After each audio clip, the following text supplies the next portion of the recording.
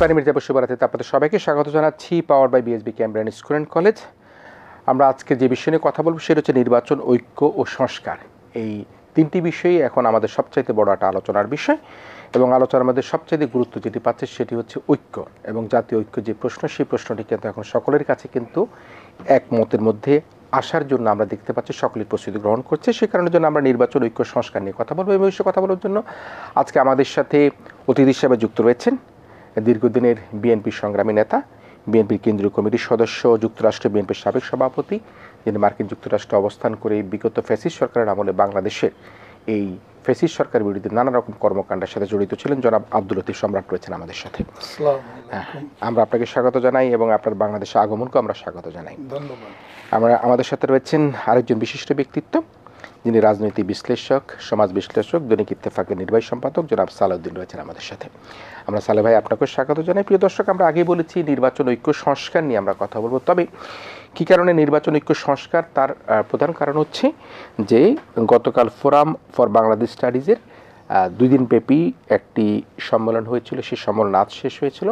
সেখানে বলা হয়েছিল ঐক্য, সংস্কার ও নির্বাচন, এবং সেই সম্মেলনে নানা শ্রেণী পেশার মানুষ, মাননীয় প্রধান উপদেষ্টা, আমাদের উপদেষ্টা, কোন রাজনৈতিক ব্যক্তিবর্গ, সকলেই দেশের নানা রকম শ্রেণী পেশার মানুষ সেখানে অংশগ্রহণ করেছে।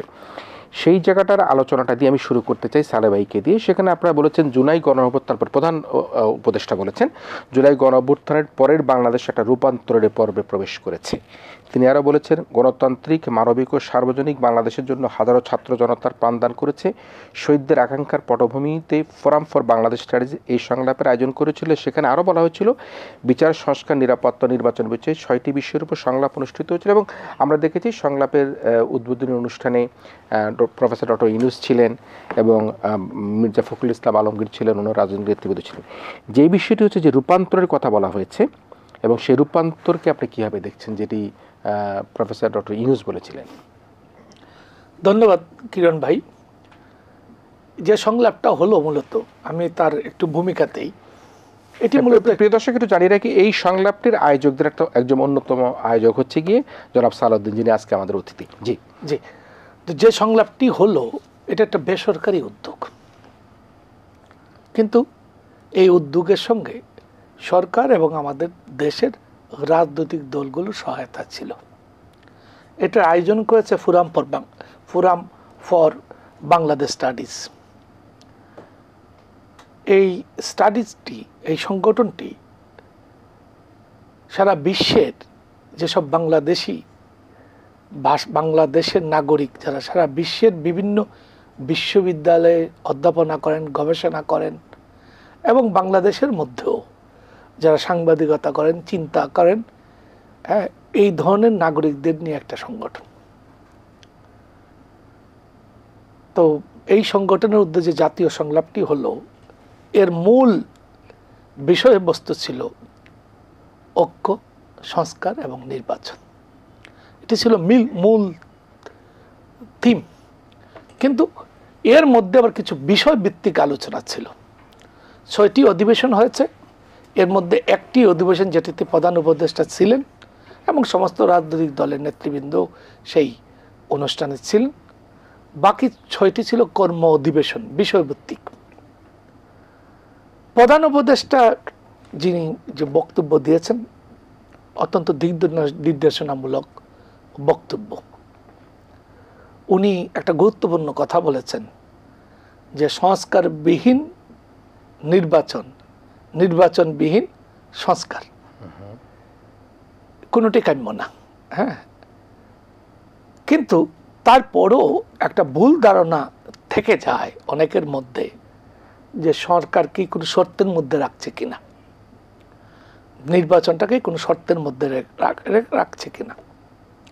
আবার একই সঙ্গে এই প্রশ্ন জাতির সামনে উপস্থাপিত আছে যে এইবার যদি সংস্কারগুলো করা না যায়, বিশেষ করে আমাদের যেসব প্রতিষ্ঠানগুলো ধ্বংস হয়ে গেছে, আওয়ামী লীগ বিশেষ করে বাংলাদেশের সমস্ত জাতীয় প্রতিষ্ঠান ধ্বংস করে দিয়েছে, ইলেকশন কমিশনকে ধ্বংস করেছে, পাবলিক সার্ভিস কমিশন যেটা বাংলাদেশের সমস্ত বড় নিয়োগের অথরিটি সরকারের, সেটিও ধ্বংস করেছে। নির্বাচন কমিশনকে, যেটা আগেই বললাম, ধ্বংস করেছে। সবচেয়ে বড় ধ্বংস করেছে আমাদের পুলিশকে, প্রশাসনকে এবং বিচার বিভাগকে। আমাদের স্বাস্থ্য ব্যবস্থাও ধ্বংসের মুখে। তো এই সব বিষয়ে 10টা সংস্কার কমিশন হয়েছে।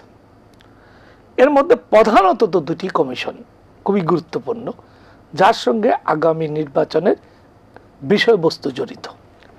একটি হচ্ছে নির্বাচনী ব্যবস্থাপনার সংস্কার, আর একটি হচ্ছে সংবিধানের সংস্কার। এখন এটা নিয়ে একটা বড় বিতর্ক আমাদের 2 দিনের সংলাপে হলো। বড় বিতর্কের প্রধান বিতর্ক হচ্ছে সংবিধান আছে না নাই। আপনি দেখেন, এই সরকার কিন্তু সংবিধানের কাঠামোর মধ্যে শপথ নিয়েছে। সংবিধানের 106 অনুচ্ছেদ এই সরকারকে বৈধতা দিয়েছে। কিভাবে? 106 অনুচ্ছেদ অনুযায়ী রাষ্ট্রপতি সুপ্রিম কোর্টের কাছে একটি রেফারেন্স পাঠিয়েলেন। আপনি জানেন যে বিগত সংসদরা পালিয়ে গেছেন, প্রধানমন্ত্রী সহ। ফলে একটা ক্রান্তিকাল, একটা সংকট রাষ্ট্রের মধ্যে দেখা দিল, শূন্যতা সৃষ্টি হয়েছিল। রাষ্ট্র একটা বিরাট সংকট। আপনি দেখেছেন যে বাংলাদেশে শুধু মন্ত্রী পালিয়ে যান, এই সাথে তাদের পুলিশ পালিয়ে গেছেন। সমস্ত এই স্বৈরাচারের দূষর যারা প্রশাসনে ছিলেন সবই পালিয়ে গেছে। বিশ্ববিদ্যালয়ের ভিসিরা পালিয়েছে, বাইতুল ওয়াক্ফ মসজিদের খতিব পালিয়েছে, সবাই পালিয়ে গেছে।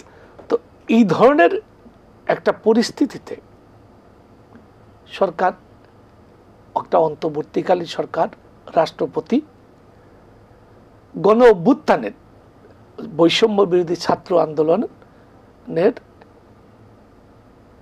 পরামর্শ অনুযায়ী এবং রাজনৈতিক দলগুলোর সঙ্গে তাৎক্ষণিকভাবে মত বিনিময়ের মাধ্যমে একটা সরকার গঠিত হলো।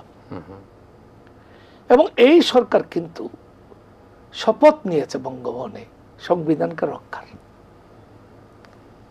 তারা তাদের শপথে বলেছেন যে এই সংবিধানের সংরক্ষণ, প্রতিরক্ষা, নিরাপত্তা, আমি শেষ করে নিচ্ছি, এই শপথ করেছে। এখন এসে আলোচনা হচ্ছে এই সংবিধান আছে না নাই। কেন নাই প্রশ্নটা বলি, আর কেন আছে এটা বলি। আছে তো এই সরকারের কার্যক্রম সংবিধান অনুযায়ী শুরু হয়েছে। নাই এই জন্য বলি, সংসদ বাতিল হওয়ার 3 মাসের মধ্যে নির্বাচনের কথা বলা আছে। 3 মাসের মধ্যে তো নির্বাচন হচ্ছে না। নির্বাচন কবে হবে এ নিয়ে একটি জোর আলোচনা চলছে। ফলে আমি যে কথাটা আগেই বললাম যে এই সংস্কার এবং নির্বাচনটা শর্তের মধ্যে আছে, কারো শর্তের মধ্যে আছে, কারো শর্তের মধ্যে নাই। কিন্তু মূল প্রশ্নটা হচ্ছে এই যে সংবিধান আছে কি নাই এটা একটি, তারপর নতুন যে সংবিধান প্রণয়ন ডক্টর আলী রিয়াজের নেতৃত্বে যে কমিশন, রাজনৈতিক দল, শ্রেণী পেশার মানুষ সকলের মতামত নিয়ে যে কমিশন যে খসড়াটা করছে, এটি কিভাবে কার্যকর হবে এটা নিয়ে বড় বিতর্ক দেখা দিয়েছে। আপনি যে কথা বলছেন সে কথা বলেই আমি চলে যাব। আমি এই জায়গাটা শেষ করলে, নিশ্চয়ই বড় বিতর্কটা হলো যে সংবিধান বাতিল করে নতুন সংবিধান হবে, নাকি পুনর্লিখিত সংবিধান হবে, নাকি সংবিধান সংশোধন হবে। এবং যদি বাতিল হয়, পুনর্লিখিত হয়, ব্যাপক সংশোধন হয়, কি প্রক্রিয়া হবে? এটা কি গণপরিষদের মধ্য দিয়ে হবে, নাকি আমাদের আগামী জাতীয় সংসদ নির্বাচনের মধ্য দিয়ে হবে? এই মৌলিক প্রশ্নটির নিষ্পত্তি এখনো হয়নি, এই সংলাপও হয়নি। জি, এই কারণে আমি একটা ছোট্ট প্রশ্ন করে আমি আব্দুল লতিফ সম্রাটের কাছে যাব। আপনি যেটা বলছিলেন, নির্বাচনটা কি এখন সংস্কারের বেড়াজালে আটকে যাচ্ছে কিনা, আপনি একদম অল্প কথা বলবেন। এটা বেড়াজাল বলবেন না, সংস্কার আমাদের দরকার। নিশ্চয়ই সংস্কার আমাদের দরকার। সংস্কার যে দরকার নাই এটা তো কেউ বলছে না, এটা বিএনপি বলছে, জামাতও বলছে, অন্যান্য রাজনৈতিক বলছে। কিন্তু সংস্কারের বেড়াজালে নির্বাচনটা কি আটকে যাচ্ছে না? কিন্তু আমি যেটা বলি, আমাদের এখানে সংস্কার দরকার। রাজনৈতিক দলগুলো সংস্কার করতে ব্যর্থ হয়েছে, বিশেষত 16 বছর আওয়ামী লীগ সবকিছু শেষ করে দিয়েছে। এবং রাজনৈতিক দলগুলো তাদের নিজেদের মধ্যে সংস্কার করে নাই, রাষ্ট্র ব্যবস্থার মধ্যে সংস্কারের আগ্রহ নাই। তারা একটা পুরনো প্রথাকে আঁকড়ে রাখতে চায়, এটা যেমন সত্য, তেমনি ভাবে আপনি একটা নির্বাচনকে অনাগতকালের জন্য ফেলে রাখতে পারবেন না। আমাদের দেশে এই দেশে আমার 16 বছর ভোট দেয় নাই না, মানে যে কথাগুলি বলছেন এগুলি একটা নির্ঘাত সত্য। 16 বছর ভোট দেয় নাই, আওয়ামী লীগ সমস্ত প্রশাসনিক কাঠামো ধ্বংস করে দিয়েছে, আইন শৃঙ্খলা, বিচার ব্যবস্থা, আর্থিক খাত সব শেষ করে দিয়েছে। কিন্তু দেশের মানুষ তো 16-17 বছর ভোট দিতে পারেনি। দেশের মানুষ তো তাদের গণতান্ত্রিক অধিকার চর্চা করতে পারেনি। সংস্কার তো একটা দীর্ঘমেয়াদী প্রক্রিয়ার, প্রতিদিনই সংস্কার হবে। আজকে আপনি যে চশমাটা চোখে দিয়েছেন, আমি যে চশমাটা চোখে দিয়েছি, আগামী দশকে, আগামী বছর হয়তো বা সেই চশমার পরিবর্তিত হবে। আমি আর আপনি আগে যেভাবে আমাদের চোখের অপারেশন করেছি, ছানি অপারেশন করেছি, এখন তো সে অপারেশন নাই, এখন তো লেজার অপারেশন চলে আসছে। সুতরাং এই সংস্কারটা একটা দীর্ঘমেয়াদী প্রক্রিয়া। এই প্রক্রিয়ার সংস্কারের কথা বলে নির্বাচনটা কি কোনোভাবে তার বেড়াজালে আটকেছে কিনা, একদম এক দুই কথা বলবো। আমি সেই কথাই বলছিলাম যে সংস্কার করতে হবে, কিন্তু নির্বাচনটা একটা যৌক্তিক সময়ের মধ্যে। এই যৌক্তিক কথার মধ্যে কিন্তু আটকে যাচ্ছে। আমি আপনাকে বলি, জি, আমাদের মহান মুক্তিযুদ্ধের পর জি সংবিধান প্রণয়ন করতে 8 মাস সময় লেগেছিল, তখন আমাদের কিছুই ছিল না। জি, আমার মনে হয় এই যে সংস্কারের কার্যক্রমটা 1 বছরের মধ্যে শেষ করা উচিত। আরো 1 বছর নাকি না আগে, এই যে আগামী 1 বছরের মধ্যে, সেটা ডিসেম্বরের আগে, যে আগামী বছরের ডিসেম্বরের আগে হওয়া উচিত।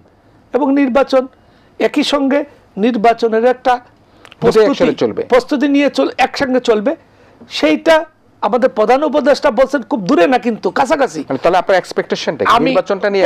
আমি প্রধান উপদেষ্টা বলছেন 2026-এর মাঝামাঝি, প্রথমার্ধে।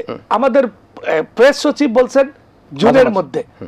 সেটা আলোচনার মধ্যে আমি বলি জুনের মার্চের মধ্যে করা সম্ভব। কেন সম্ভব? 3 মাস আগানো কঠিন কাজ না। কেন দরকার? জুন জুলাই হচ্ছে বাংলাদেশের একটা প্রাকৃতিক দুর্যোগের মাস। আপনি খেয়াল করবেন 16 বছর মানুষ ভোট দেয় নাই, এইবারের ভোটটা আন্তর্জাতিকভাবে একটা ইতিহাস হইতে হবে। বাংলাদেশের মানুষ যেন উৎসব মুখর পরিবেশে ভোট দিতে চায়, সেই জন্য বর্ষাকালে ভোট দিলে এবং এই সময় যদি আবার জলোচ্ছ্বাস হয়, ঘূর্ণিঝড় হয়, তাহলে মানুষ কিন্তু ভোট দিতে পারবে না।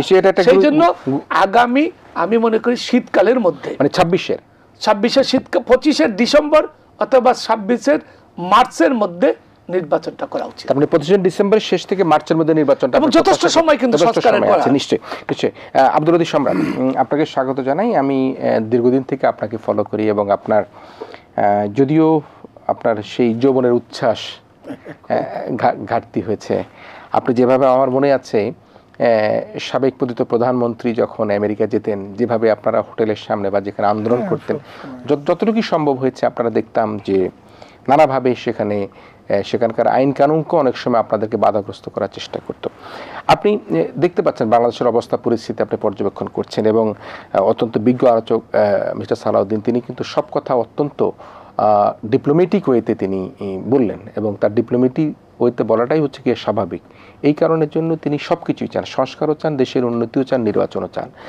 এখন যেটি হচ্ছে যে যৌক্তিক সময়ের কথা তিনি বলেছেন সাংবাদিক সালাউদ্দিন ভাই, এবং বললেন, আমি যেটা বললাম সেটা, এই নির্বাচনটা কি তাহলে সংস্কারে বেড়াতালে আটকে যাচ্ছে কিনা, যেটি উনি এক্সপেক্ট করছেন যে 25 ডিসেম্বর থেকে 26 মার্চের মধ্যে নির্বাচন হওয়া উচিত। আপনার বিশ্লেষণ কি? বিসমিল্লাহির রহমানির রহিম। প্রথমত এইটা যেহেতু আমার বাংলাদেশের প্রথম টক শো আপনার এখানে, এজন্য আমি আপনাকে ধন্যবাদ জানাই, এটিএন বাংলাকে ধন্যবাদ জানাই, এবং সারা বিশ্বের আপনাদের প্রচুর দর্শক, লক্ষ লক্ষ দর্শক যারা দেখছেন, এবং বিশেষত আমার রাজনৈতিক চারণভূমি নিউ ইয়র্ক যারা দেখছেন, এবং আগামীতে আমার নির্বাচনী এলাকা নড়াইলেকের দর্শকদের প্রতি শুভেচ্ছা জানিয়ে আমি বলতে চাচ্ছি, আমার বক্তব্য রাখছি। আমার কাছে প্রথম থেকে মনে হয় যে সংস্কার হবে কিনা, করা হবে কিনা, বা নির্বাচন হবে কিনা, এরকম কোনো পরিস্থিতি সৃষ্টি হয় নাই। পরিস্থিতিটা এমন হয়েছে যে আপনি যেটা বলছিলেন যে, বা ভাই সালাউদ্দিন যেটা বললেন, যৌক্তিক সময়ে যে কোনো একটা কোড ল্যাঙ্গুয়েজ থাকে, ওই কোডটাকে যতক্ষণ আনকোড না করা হয় ততক্ষণ পর্যন্ত ওই কথাটা কোনো মিন করে না। যেমন এরা বলছে যৌক্তিক সময় দিতে হবে, একটি রাজনৈতিক দল বলতেছে এই সরকার যা যা সংস্কার করার দরকার করার পরে যৌক্তিক সময়ে নির্বাচন দিতে হবে। সরকারের তরফ থেকে কন্টিনিউয়াসলি বলা হচ্ছে দ্রুততম সময়ে দেওয়া হবে। এই যে দ্রুততম অথবা যৌক্তিক সময়, আপনি বলেন যদি কিছু আটকে থাকে তাহলে এই দুইটা শব্দের মধ্যে বেশি আটকাইছে। এই জন্য দেখেন আমাদের মাননীয় প্রধান উপদেষ্টা যে গতকালকে ভাই সালাউদ্দিনদের উদ্যোগে ফোরাম যে অনুষ্ঠানটি করেছে, ওখানে যেটা বললেন যে সংস্কারবিহীন নির্বাচন, নির্বাচনবিহীন সংস্কার না, ঐক্যবিহীন সংস্কার, ঐক্যমতবিহীন সংস্কার দেশকে এগিয়ে নিতে সাহায্য করবে না। এই কথাটা যে কেন বলা হচ্ছে এটা নিয়ে অনেকের মধ্যে হতে পারে, কৌতূহল হতে পারে যে তাহলে কি সংস্কার না হওয়া পর্যন্ত এই সরকার নির্বাচন দিবেন না? কারণ তারা তো কনভিন্সড যে সংস্কারবিহীন নির্বাচন দেশকে এগিয়ে নিতে সাহায্য করবে না। তো তাকে তো একটা জিনিস তো সত্যি কথা, এখন যারা অন্তর্বর্তীকালীন সরকারে আছে তারা তো কেউ এসে জোর করে এই ক্ষমতা দখল করে নাই। তাদেরকে তো সমস্ত জাতি একত্রিত হয়ে তাদের প্রতি এই দায়িত্ব অর্পণ করছেন, মানে বিশ্বস্ততার সঙ্গে অর্পণ করছে। কিন্তু এখন যেই জিনিসটা হচ্ছে কিছু কিছু ক্ষেত্রে, মানে ধরেন সংস্কার, আপনি যেটা বললেন আমি অত্যন্ত একমত এটার সাথে, যে সংস্কার একটা চলমান প্রক্রিয়া। সেইটা দিয়ে যেমন আরেকটা কথা আমার কাছে খুব ইন্টারেস্টিং লাগছে প্রধান উপদেষ্টার, উনি বললেন যে সংস্কার যখন হবে, সংস্কার কমিশনগুলির রিপোর্ট যখন আসবে জানুয়ারি মাসে, এইগুলি নিয়ে রাজনৈতিক নেতৃবৃন্দের সঙ্গে বসে ঐক্যমতের ভিত্তিতে এগুলা ইমপ্লিমেন্ট করা হবে। উনি এখানেই কিন্তু থামে নাই, এরপরে বলছেন এবং এইগুলির ব্যাপারে নাগরিকদের ইনভলভড হওয়া দরকার, এবং নাগরিকদের, এখানে কোনো বিশেষ কমিউনিটি, নাগরিকদের এইটার ব্যাপারে ইনভলভড হয়ে তাদের মতামত আবশ্যক।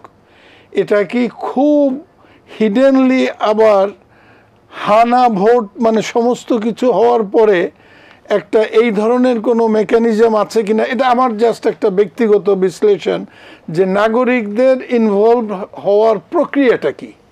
ধরেন একটা ফোরামের আলোচনার জিনিসটা আমরা বুঝতে পারি, কিছু রাজনৈতিক দল, বিশিষ্ট ব্যক্তিবর্গ তারা এটার মধ্যে আসলেন, মতামত দিবেন। এখানের যেগুলো আমার কাছে পার্সোনালি মনে হয় কিছু কিছু ইস্যু, যেমন সংস্কার কমিশনের রিপোর্ট নিয়ে রাজনৈতিক দলগুলির সঙ্গে বসা হবে, ঐক্যমতের ভিত্তিতে এটাকে ইমপ্লিমেন্ট করা হবে।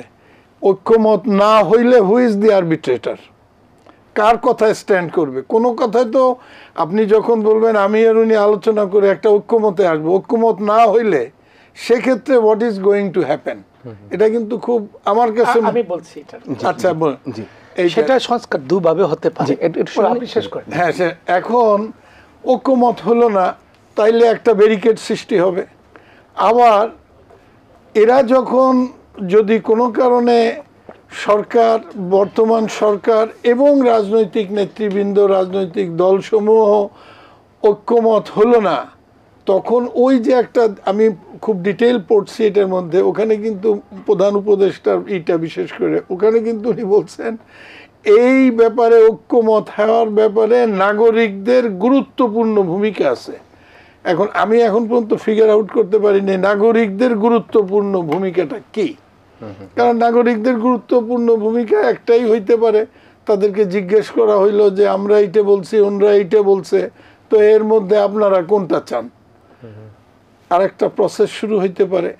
এই জন্য আমাদের যে রাজনৈতিক দলগুলি, বিশেষ করে আমি যে রাজনৈতিক দল করে আসছি এবং এখনো রাজনৈতিক দলের একজন সামান্য কর্মী হিসেবে আমি মনে করি আমাদের দল যে অবস্থান নিয়েছেন সেটা কিন্তু সংস্কারের বিরুদ্ধে না। আমরা বলতে চাচ্ছি যে যতটুকু সংস্কার করলে একটি অবাধ, নিরপেক্ষ, সুষ্ঠু নির্বাচন হতে পারে আপনারা সেইটুকু সংস্কার করেন। এই সমস্ত আন্দোলনের পিছে এমন না যে শুধু একটা নির্বাচনের জন্য, কিন্তু আলটিমেটলি তো একটা দেশকে গণতান্ত্রিক পন্থায় ফিরিয়ে আনতে হলে নির্বাচনের তো কোনো বিকল্প নাই। এবং এই কথাটা আমরা অনেকেই খেয়াল করতেছি না বা কেউ হয়তো বলতেছে না। আমি আপনার সংস্কার করে দিলাম, এমনভাবে দিলাম, একটা চাপাই দেওয়ার সংস্কার দিলাম, তারপরে যে রাজনৈতিক দল ক্ষমতায় আসলো এই দেশে বা যে কোনো সংবিধানে, এমনি তো আমরা মুসলমান হিসেবে জানি অনলি সার্বভৌম সবারই নিজ আল্লাহ, কিন্তু বর্তমান দুনিয়াবি যে সমাজে আমরা বাস করি সেখানে সার্বভৌমকে জাতীয় সংসদ। তো জাতীয় সংসদের পুরো সংস্কার বাতিল করলে আপনার বলার কি আছে? অনেক আগে বলা হয়েছিল না, আগের যে সরকার ছিল, অবৈধ সরকার ছিল, তারা বলছিল এই ক্লজ জীবনেও বদলানো যাবে না। এখন কি বদলানো যাচ্ছে না? যদি তাই হয় তাইলে আমি একেবারে এত হার্ড রিজিড হয়ে সংস্কার করলাম, কথা শুনলাম না, জাতীয় নেতৃবৃন্দকে কোনো গুরুত্ব দিলাম না, তারপরে আমরা সংস্কার করে নির্বাচন দিলাম, যাদের কথা শুনলাম না তারা নির্বাচিত হইল। তো তারা যদি এইগুলাকে ছুড়েও ফেলে দেয় আপনি কিচ্ছু করতে পারবেন না। তো মানে আপনি তো একটা সংবিধান দেবেন, সেই সংবিধানে জাতীয় সংসদের সর্বোচ্চ দিতে হবে না?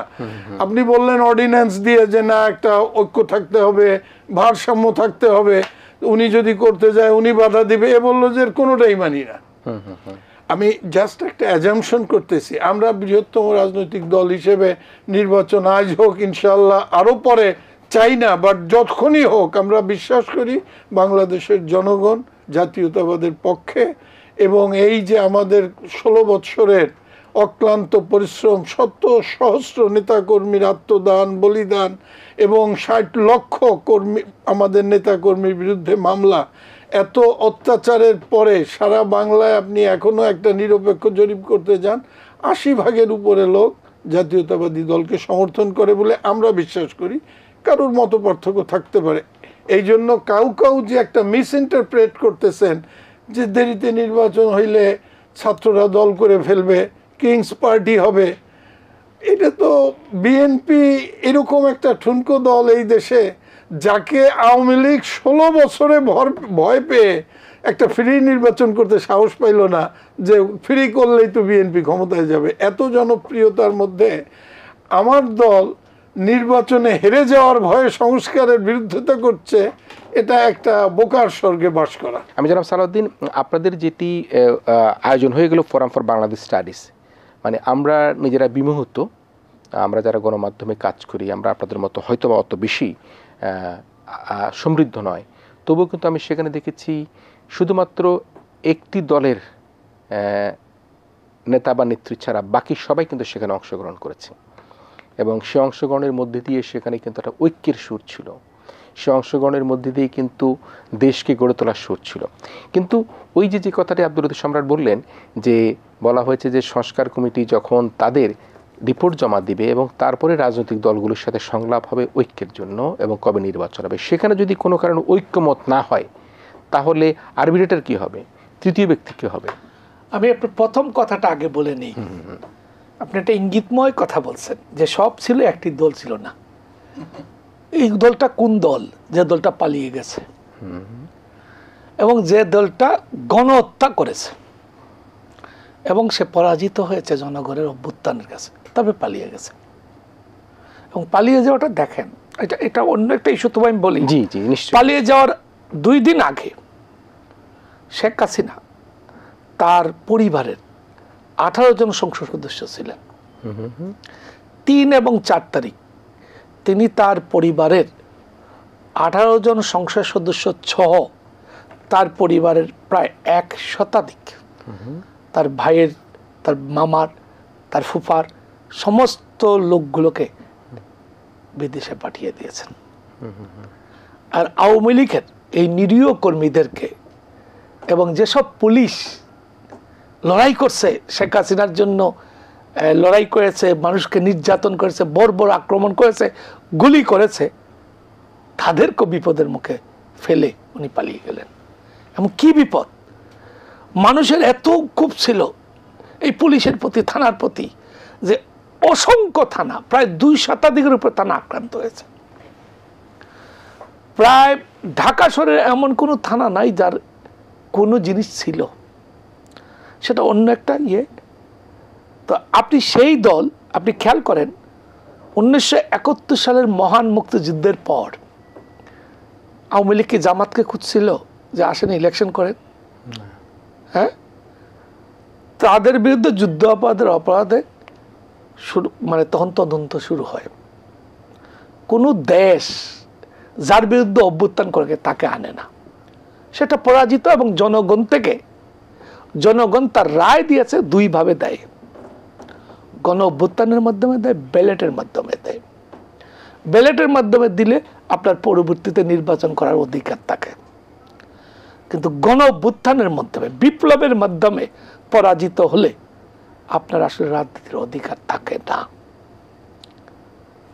ফলে যে দলের রাজনীতি করার অধিকার নেই এবং যে দল এত বড় গণহত্যা করার পরে 2000-এর অধিক মানুষ তাজা প্রাণ, যাদের আরো দীর্ঘকাল বাঁচার অধিকার ছিল, 30,000 আহত।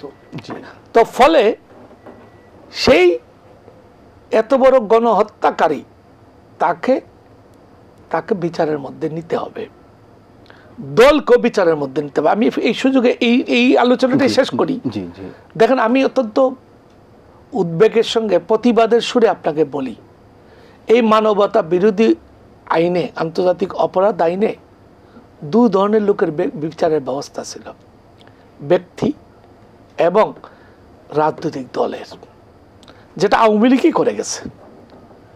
যে কারণে ট্রাইব্যুনাল কিন্তু জামাতকে নিষিদ্ধের কথা বলেছিল, এই সরকার নিষিদ্ধ করে নাই, ঝুলিয়ে রেখেছে, পরে প্রশাসনিক আদেশে নিষিদ্ধ করেছে। যে বিধানটি আছে, কোনো দল যদি ব্যক্তির অপরাধ হয় তার বিচার হবে, সে ফাঁসিতে ঝুলবে, দলেরও বিচারের ব্যবস্থা আছে। এই সরকার এই আইনটি সংশোধন করে প্রশাসনিক এখতিয়ারে রাজনৈতিক দল নিষিদ্ধের ক্ষমতা রাখতে চায়, সেটা আমি মনে করি অন্যায় হবে। এটা বিচারিক আদালতের কাছেই থাকা উচিত। সম্রাট ভাই চমৎকার বলেন, আমি তো ওনাকে স্বাগত জানানো উচিত ছিল, দীর্ঘকাল পরে মুক্ত স্বাধীন দেশে উনি এসেছেন। জি জি, ধন্যবাদ। অত্যন্ত আনন্দের সঙ্গে আসছেন, গর্বের সঙ্গে আসছেন। ওনারা আমেরিকাতে দীর্ঘ লড়াই করেছেন, তো ওনাদের যে উদ্বেগ, এটা কিন্তু প্রধান উপদেষ্টা নিষ্পত্তি করেছেন। হয়তো আমরা পারি গুলা করছি, প্রধান উপদেষ্টা জাতির উদ্দেশ্যে ভাষণে বলেছেন যেতটুকু অক্ষমত হবে সেটুকু আমরা করে ফেলব, যেটুকু অক্ষমত হবে না সেটা আগামী ভবিষ্যতের জন্য রেখে দেব। সংস্কার তো একটা চলমান প্রক্রিয়া। এখন দেখেন, নির্বাচনের জন্য যেসব সংস্কার করা দরকার এগুলো এখন করা যাবে। এটা করতে যে আইন প্রণয়নের প্রয়োজন, সেটা অধ্যাদেশ আকারে জারি করার ক্ষমতা এই সরকারে আছে, কিন্তু সংবিধানের হাত দিতে হলে সকল দলের ঐক্যমত লাগবে। তো সকল দল তো সংবিধানে এখন হাত দিতে রাজি হয় না, তারা আগামী পার্লামেন্টের জন্য এটা রাখতে চায়। কিন্তু এইখানে একটা কিন্তু আছে, এই রাজনৈতিক দল ক্ষমতায় বসার পর তার প্রধানমন্ত্রীর ক্ষমতা, কর্তৃত্ব, রাষ্ট্রপতির ক্ষমতা, কর্তৃত্ব, একনায়কতন্ত্রের যে কাঠামো, এটা কমাই থেকে দিবে, আমাদের মধ্যে সংখ্যা তাকে নাও দিতে পারে। সেই কারণে সংবিধানের কিছু বিষয়ে আমাদের ধরেন বিএনপির চেয়ারপারসন তারেক রহমান নিজেই উপস্থাপন করেছেন যে প্রধানমন্ত্রী 2 মেয়াদের বেশি হবেন না।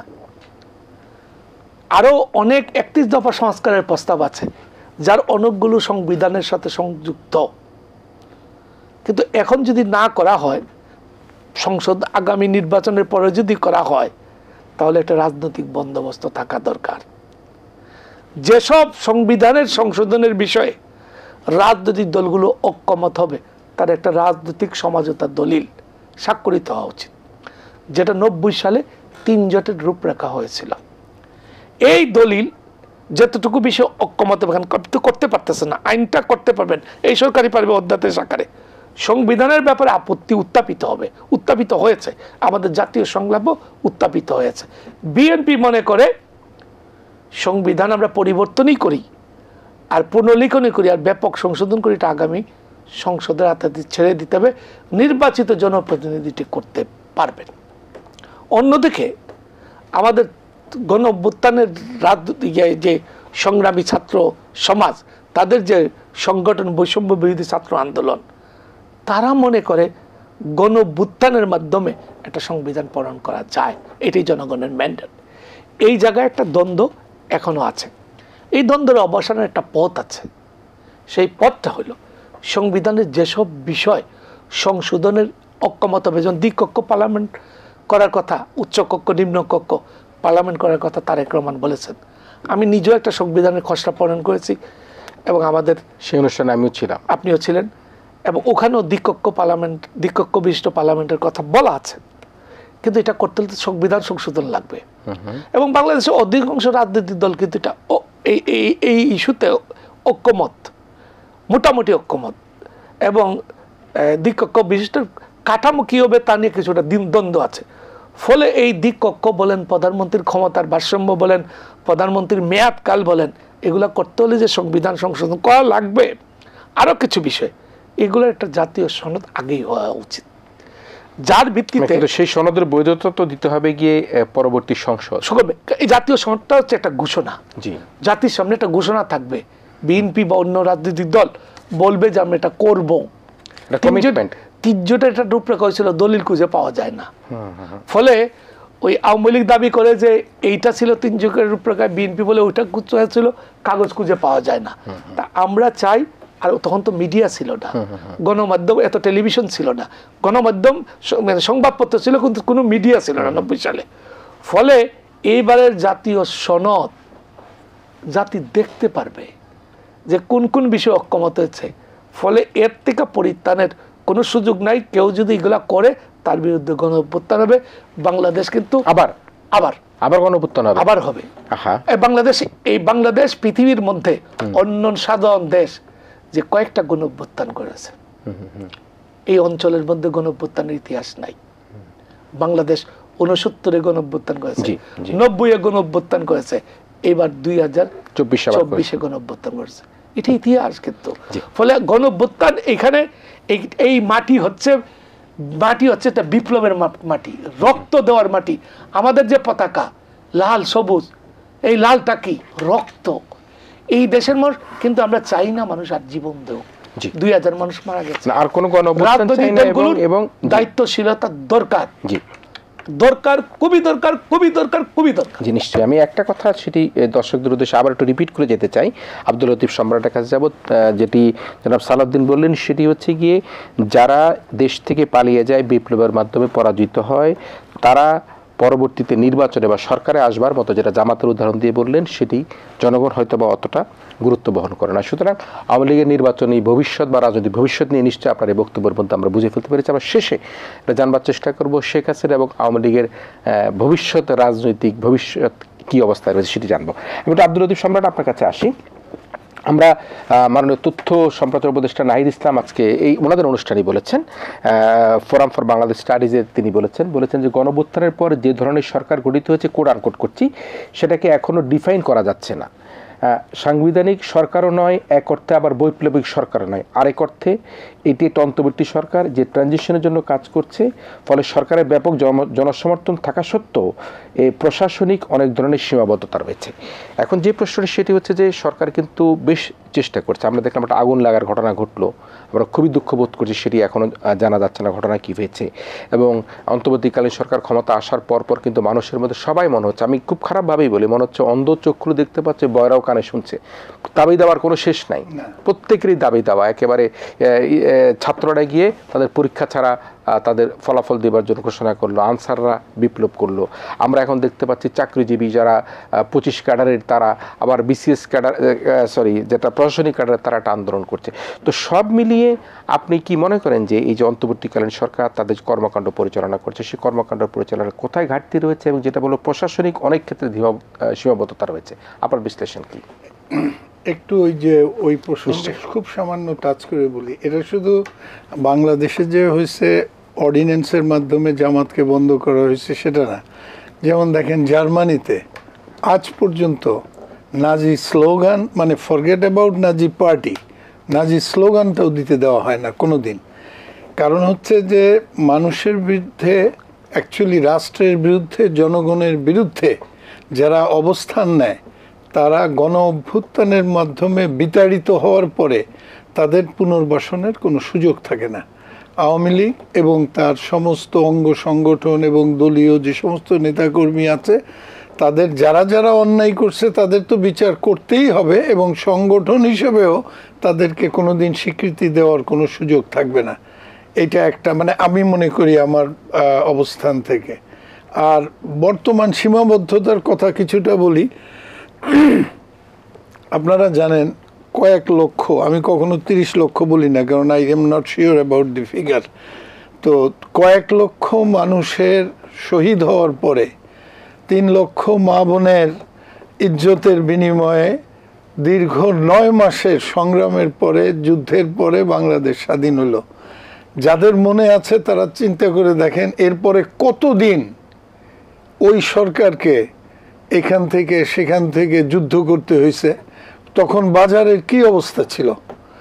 আজকে যারা বলতেছে আওয়ামী লীগ ভালো ছিল, বাংলাদেশিদের একটা দুর্ভাগ্যজনক কি হইলো, এত কিছুর পরে যখন বাংলাদেশ স্বাধীন হইলো, কিছু লোক কিছুদিনের পরেই বলা শুরু করলো এর চেয়ে পাকিস্তান ভালো ছিল। যখনই যে দল চলে যায় তারপরের লোক এসে বলে যে সে ভালো ছিল, কিন্তু কোনো কারণ দিয়ে তারা বলতে পারে না।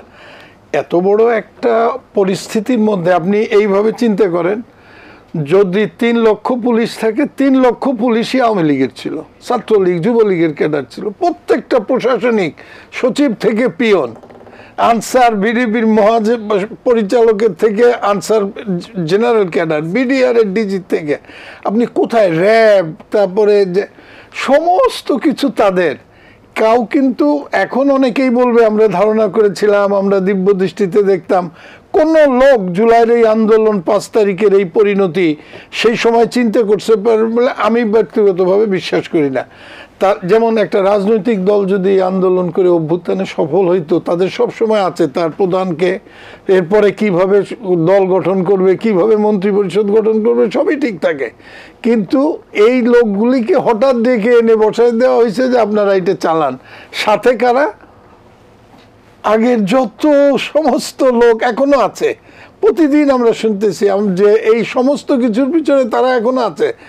একজন, আমি অন্য একটা ফোরামে শুনছি, এটা সত্যতা আমি এই মুহূর্তে বলতে পারবো না, বাট ধরেন কোনো টপ উপদেষ্টারা বলছেন যে অমুক মজুমদারকে আনা হইলো কেন, তাদের জিজ্ঞেস করা হইলে তারা বলে যে এখন চালাবো কিভাবে, আমরা এই কয়জন তো দেশ চালাইতে পারবো না, আর রেডিমেড তো সচিব পাওয়া যায় না, মানে অন্য এরকম বা আইজি এরকম হয়। তো সেই তুলনায় আপনি দেখেন, এটা সবাইকে আমাদের অনুধাবন করতে হবে। দেশটা নতুনভাবে স্বাধীন হইল কত জীবনের বিনিময়ে, আহতের বিনিময়ে। তার কয়দিনের মধ্যে আমাদের সকল বন্ধু প্রতিম দেশ ফেনীর বাঁধটা ছেড়ে দিল। ভাবছিল এই পানিতেই ভেসে বাংলাদেশ ঠিক হয়ে যাবে। মানুষ, সারা দেশের মানুষ কি ঐক্যবদ্ধভাবে এর বিরুদ্ধে দাঁড়ায়, কিছুই হইল না। আল্লাহর রহমতে আমরা সেই বিপদ কাটায় উঠছি। কনস্ট্যান্টলি আমাদের বিরুদ্ধে এই ষড়যন্ত্র করা হচ্ছে। মাত্র পাশের দেশে বসে বিতাড়িত মহিলা, চোর তন্ত্রের রানী, সে এখনো মানুষকে বলতেছে, আপনার খেয়াল আছে কিনা, আমি ওই ডায়লগগুলি শুনতাম। প্রথম বলছে যে 1 মাস এদের থাকতে দেওয়া যাবে না, ওর এটা যদি আপনারা শুনে থাকেন। তারপরে বলছে যে 2 মাসের বেশি থাকতে দেওয়া যাবে না। এই লাস্ট যে কথা বলছে সেখানে বলছে যে ডিসেম্বরের পরে 1 দিনও থাকতে দেওয়া যাবে না। কিন্তু তারা কিছুই করতে পারতেছে না। যে এই যে দ্রব্যমূল্য, দেখেন দ্রব্যমূল্য সিন্ডিকেট যেগুলো হয় সেগুলো হয় 2টা বেসিক কারণে। একটা হইল শুধু প্রফিটিয়ারিং এর জন্য, মুনাফা লোভের থেকে। আর এইখানে যেটা হইতেছে, মুনাফা তো পাবো, সাথে এই সরকারকে উল্টাই দিব, এই আন্দোলনকে ব্যর্থ করে দিব। হঠাৎ করে শুনেন সয়াবিন তেল নাই, এই নেই সে নেই, কিন্তু আলটিমেটলি জিনিসপত্রের দাম কি কমে নাই? মানুষের রিচের মধ্যে কি আসতেছে না? অবশ্যই এটা অন্তর্বর্তীকালীন সরকার হওয়ার কারণে, এর পিছনে রাজনৈতিক লক্ষ লক্ষ কর্মী না থাকার কারণে, যেমন একটা সুশৃঙ্খল রেজিমেন্টের রাজনৈতিক দল ক্ষমতায় থাকলে সরকারের এজেন্ডাগুলি বাস্তবায়ন করতে তার নেতা কর্মীরা যেভাবে সহায়তা করতে পারে, হয়তো এখানে অতটা করা যাচ্ছে না। ছাত্ররা মাঝে মধ্যে করছে, আনসার আসছে তাদের ঠেকাইছে, বা পুলিশ যখন আসতেছিল না করছে। কিন্তু আলটিমেটলি এই জন্য আমাদের দল থেকে একটা কথা বলা হচ্ছে, দি জব ইউ হ্যাভ ডান।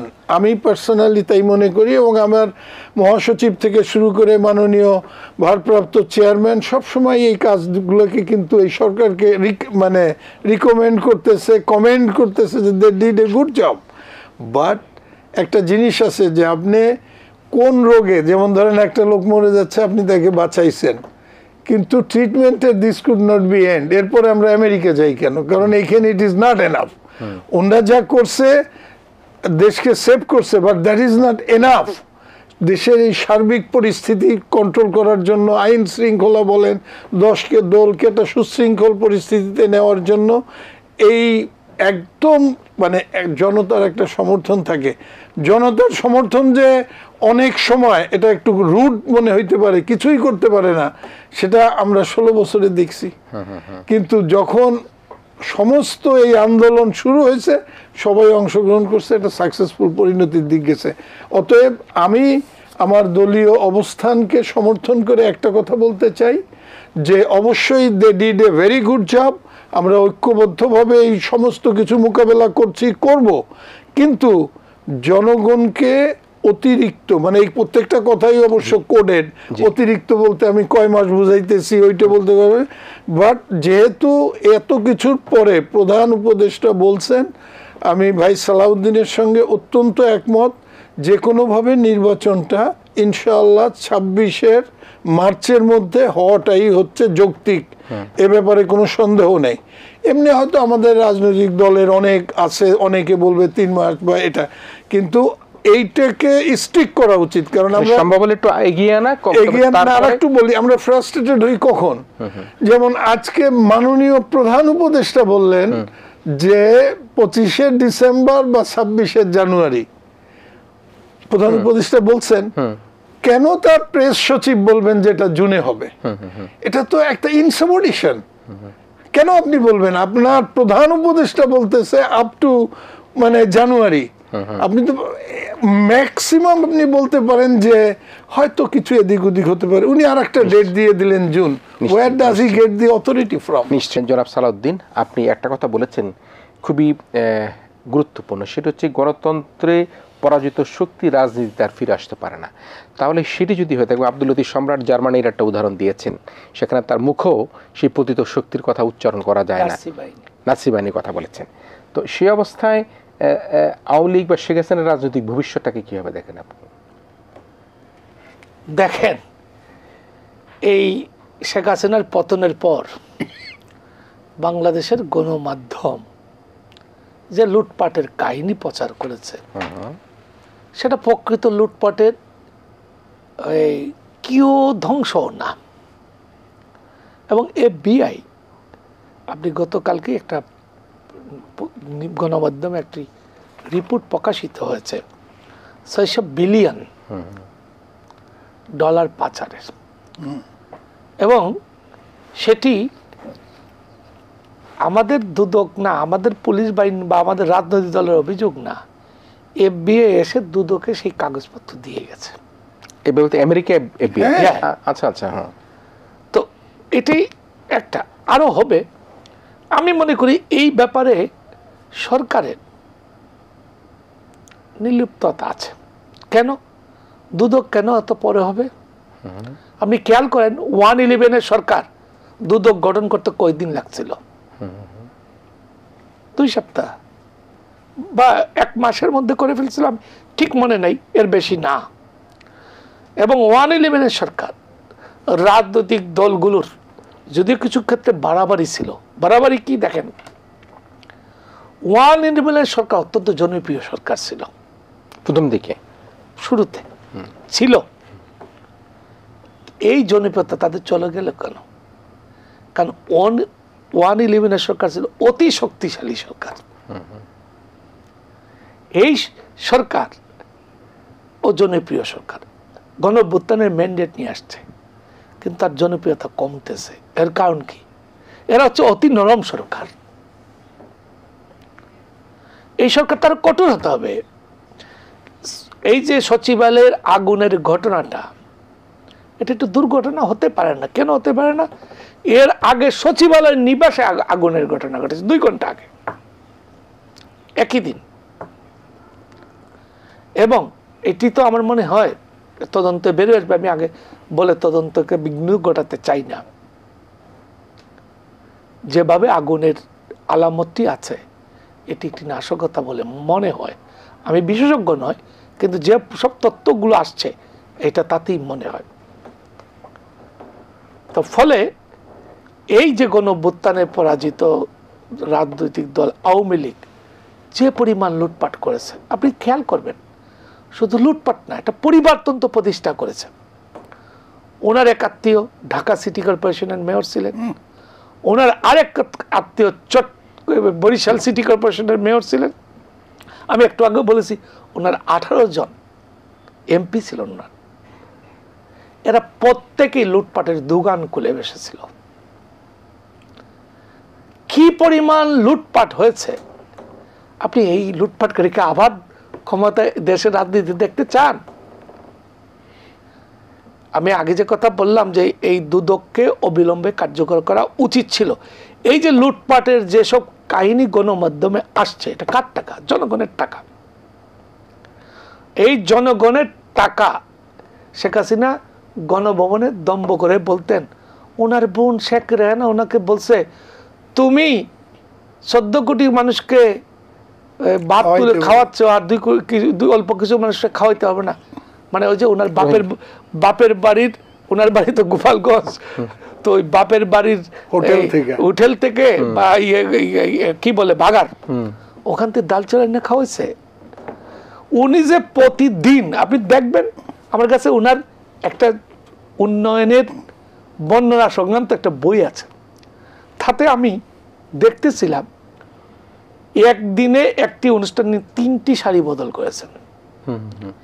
আপনি জানেন প্রধানমন্ত্রী কোন এই যে শাড়িটা পরতেন, এর দ্বিতীয় শাড়ি নাই, মানে দ্বিতীয়বার এটা পরতেন না উনি, দ্বিতীয় কোন ছবি নাই।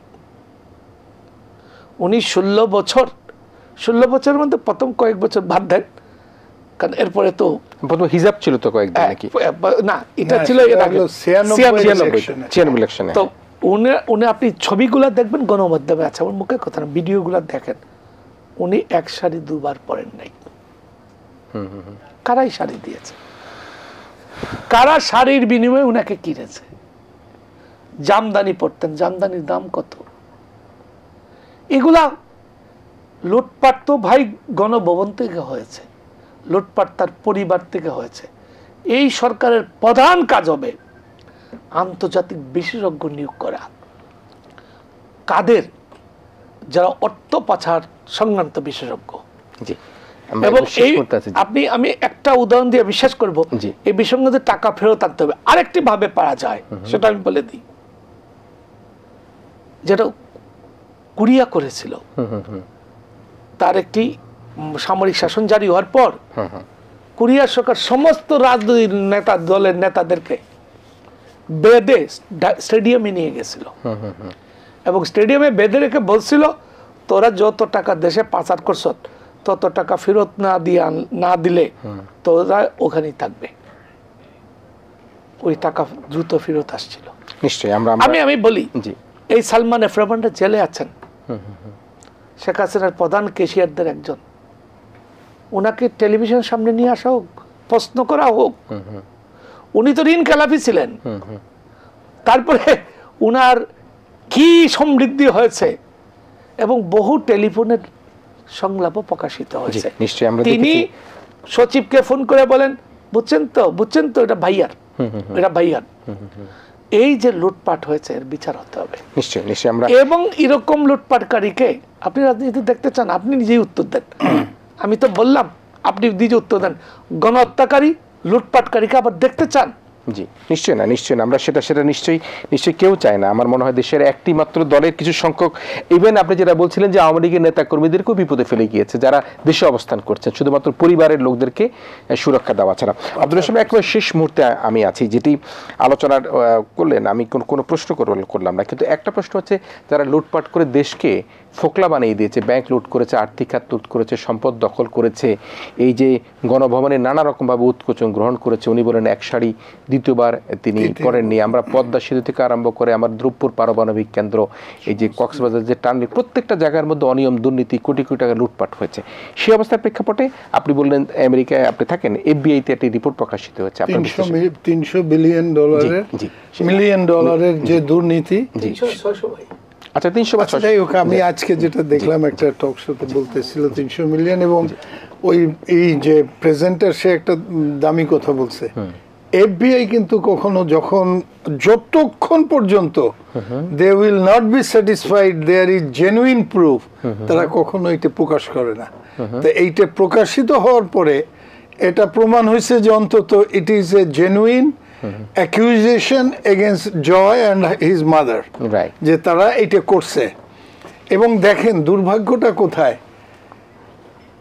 দেশ আমাদের এইখানে সমস্ত লোকজন থাকে, তার বোনের মেয়ে টিউলিপ, তার নামে কত মিলিয়ন ডলারের হলো ইনভেস্টিগেশন শুরু হয়েছে রূপপুর প্রকল্পে, 400 মিলিয়ন ডলারের। তার মানে তারা এইটাকে মনেই করে নিছে, যেমন আগে বলতো মৌর্য বংশ, মোগল বংশ, তারা মনে করছে এই দেশটা, উনি তো বলতেনি এই দেশ আমার বাপ এই দেশকে স্বাধীন করছে, ওইভাবে চিন্তা করে সে যত ইচ্ছা লুট করছে। এবং একটা ব্যাপারে আমি যদি কোনো একটা ইস্যুতে আমি মনে করি এই সরকারের একটা ব্যাপক ইচ্ছাকৃত না বাট অনিচ্ছাকৃত হইলেও ফেইলিওর, যে এই যে পাচারকৃত টাকা আনার ব্যাপারে সালাউদ্দিন ভাইয়ের সাথে একমত, টপ মোস্ট প্রায়োরিটি দেওয়া উচিত ছিল আমাদের দেশের। দেখেন কষ্ট করে আমরা যারাই বিদেশে থাকি, সামান্য আয় রোজগার যাই করি, এই দেশে দেখেন আজকে 20 বিলিয়ন ডলারের উপরে রিজার্ভ হয়েছে। এখানে কিন্তু চুরির টাকা ফেরত আসে নাই। চিন্তা করেন যদি আজকে চুরির টাকাগুলো ফেরত আনতে পারতো, তাইলে আমরা কোথায় যাইতে পারতাম। এবং প্রত্যেকটা বিদেশি কিন্তু যারা আমরা কাজ করি, তাদের মনে কিন্তু একটা আশা থাকে যে আমরা যে টাকাগুলি দিচ্ছি এগুলো চুরি হবে না, আমরা একদিন দেশে ফিরে যাব, দেশ এক সুন্দরভাবে পাবো। আপনি দুইটা ঘটনা খুব কুইকলি বলি, যে দেখেন শেষ করতে হবে। হ্যাঁ না শেষ, সেটা হলো যে যখন আন্দোলন চলতেছে ওখান থেকে আমরা ডাক দিলাম সমগ্র বিশ্বে যে আপনারা টাকা বন্টন বন্ধ করেন, দেশ কিন্তু বিপদে পড়ছিল। যেই দিন 5ই আগস্ট হইল, 6ই আগস্টের থেকে কত টাকা আমরা বিদেশেতে পাঠাচ্ছি, কিন্তু সেই অর্থ এইভাবে লোপাট করে যারা নিয়ে গেছে। ইভেন ভাইয়ের আর একটা কথা আমি বলছি, দুর্নীতি দমন কমিশন, তারা তো অনেক আগে গঠিত হওয়া ছিল। একটা জিনিস আমার কাছে ভালো লাগছে, মোমিন সাহেব এসেই প্রথম যে কাজটা করছে, তার আয় ব্যয়ের হিসাবটা প্রকাশ করছে। That is a very good step প্রত্যেকের। আর 111-এর ব্যাপারে খালি একটা কথা বলি, ওনার শক্তি টক্তি যাই থাক, ওটা একটা ষড়যন্ত্রের ফসল ছিল। এবং দেখেন একটা রাষ্ট্রপ্রধান, দেশের স্বাধীনতার ঘোষক, 3বার প্রধানমন্ত্রী, তাদের ছেলে কি অন্যায় করছে তার কোনো মামলা নাই, কোনো কিছু ছাড়া নিয়ে কি নির্মমভাবে অত্যাচার করা হইলো আজ পর্যন্ত। আমি তো এবার আসছি যে আমি ওইটার উপরে শুধু মামলা দায়ের করব, যে এই যে অত্যাচার করা হইলো। এবং এটা আপনি কোনো বিশ্ব সমাজে গৃহীত হইতে পারে না যে আমাদের জনাব ভারপ্রাপ্ত চেয়ারম্যান তারেক রহমানকে এয়ারপোর্টে অসুস্থ মেরে তার কোমর ভেঙে দেওয়া হয়েছে, সেই সময় তাকে আটকে রেখে বলা হইতেছে এই কাগজে সই করো নাইলে যাইতে দিব না। হিউম্যান রাইটস ভায়োলেশন হয় নাই সেখানে?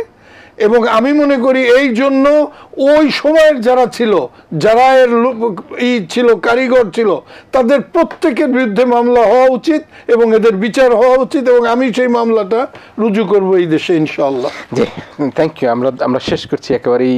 আমি একটা পরিসংখ্যানগত ভুল আছে, কারণ একই সঙ্গে দুটি তথ্য সংবাদপত্রে এসেছে, আমি একটু দেখে নিলাম।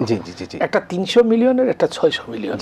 তো আমি একটু হয়তো 600 মিলিয়নটা রূপপুর পারমাণবিক বিদ্যুৎ কেন্দ্রের, যেটা ববি হাজার অভিযোগ করেছেন টিউলিপের বিরুদ্ধে। আর 300 মিলিয়ন হচ্ছে এফবিআই, যেটা এফবিআই নিজেই সেই রিপোর্ট প্রকাশ করেছে। প্রিয় দর্শক, আমরা শুনছিলাম এবং আমরা পুরো আলোচনাটা জুড়ে করেছেন ফোরাম ফর বাংলাদেশ স্টাডিজের যে আয়োজিত 2 দিন ব্যাপী যে সংলাপ হলো ঐক্য সংস্করণ নির্বাচন, সে বিষয়ে কথা বলতে গিয়ে দেশের ক্রান্তি লগ্নে অন্তর্বর্তীকালীন সরকারের নানা বিষয় নিয়ে আমরা কথা বলেছি এবং আমরা অত্যন্ত আশাবাদী হতে চাই, যেটি একটা গণতান্ত্রিক সরকার রাষ্ট্র ক্ষমতায় যাবার জন্য একটি নির্বাচনের রোডম্যাপ নিশ্চয়ই ঘোষিত হয়ে যাবে। এবং আমরা আশা করব যারা রাজনীতিতে আছেন, রাজনীতির বাইরে আছেন, যারা সাধারণ জনগণ রয়েছেন, নানা শ্রেণী পেশার মানুষ রয়েছেন, আমাদেরকে সকলকেই ধৈর্য ধরতে হবে এবং একটু অপেক্ষা করতে হবে যে বাংলাদেশের পথে আমরা হাঁটছি, সে বাংলাদেশ যাতে আমাদেরকে যে স্বপ্নের বাংলাদেশ, সে বাংলাদেশ উপহার দিতে পারে। প্রত্যাশা রেখে আমাদের আজকের ইসমানী মির্জাপুর শুভরাত্রি এখানেই শেষ করছি। আপনারা ভালো থাকবেন, সবাই মিলে ভীষণ ভালো থাকবেন।